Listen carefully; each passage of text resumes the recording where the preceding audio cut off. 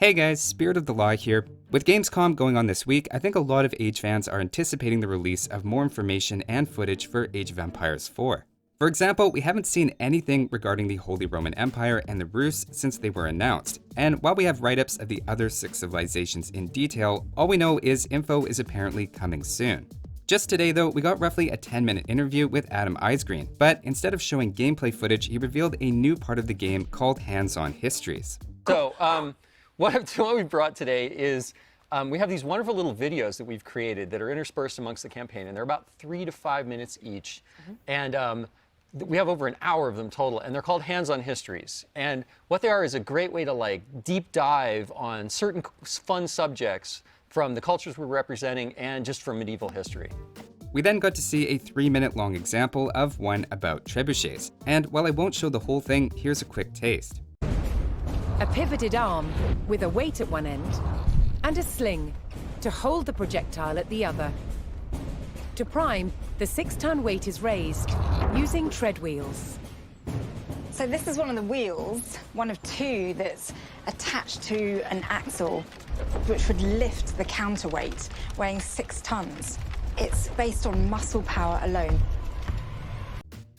There's no question it's a well-made documentary with nice visual explanations and a ton of cool information. Production-wise, it's definitely a big upgrade from the current Age of Empires 2 history tabs.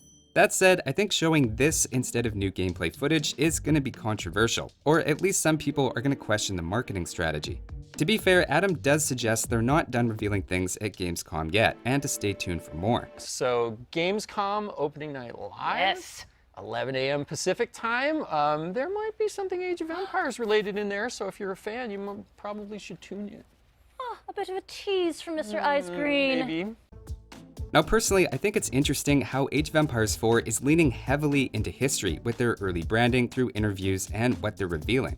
I could be wrong about this, but I suspect they're putting history into the spotlight so much because it's something that sets Age of Empires apart from a competitor like StarCraft, for example, or even the Total War franchise, which has dived headfirst into Warhammer. When you play Age of Empires, you have the ability to learn and reenact history, and I think they want to establish themselves as a leader in that niche. In interviews, they talk about all the stories they want to tell and how many experts were involved in making the game historically accurate. Now, while there's definitely an audience that's going to love that, personally, I'm a little nervous they're overestimating how many people play Age of Empires for that reason. I have a series on this channel about the history behind Age of Empires 2 civilizations and campaigns, which I think is some of the highest quality and certainly highest effort videos I make, and yet they get consistently the lowest views of any series. That's not to make this all about me, but it suggests a lot of my viewers, and I assume Age of Empires players in general, are here more for gameplay than history.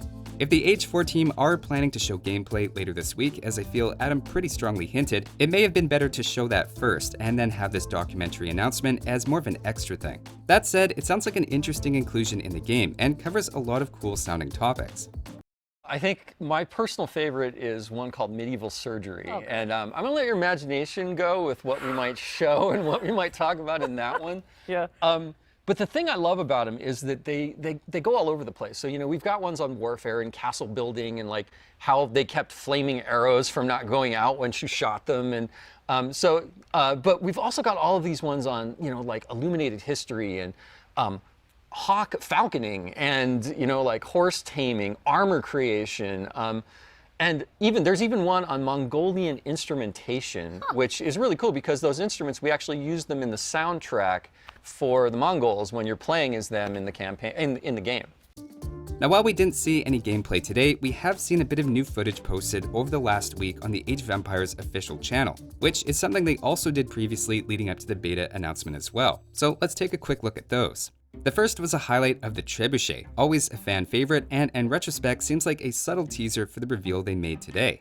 The trebuchets seem quite a bit larger relative to nearby units than we've seen in previous games, which I'm sure is for historical accuracy, and they seem pretty powerful as you'd expect. The next video and the most popular of the teasers is about palings, or defensive stakes, which we see longbowmen set as a way to hold off cavalry charges. Again, this is based on historical tactics, and the cavalry seem to be stopped completely in their tracks as they crash into them, at least temporarily. We see the longbowmen actually set these up themselves as a special ability, and they're made fairly quickly. The final short video put out was about the Chinese nest of bees, and we get some new shots of them raining arrows into the enemy. There's lots of fire and particle effects in there, and honestly, I think it looks pretty good. Again, they show the Chinese relying heavily on gunpowder units, which makes their battles look the coolest in my opinion.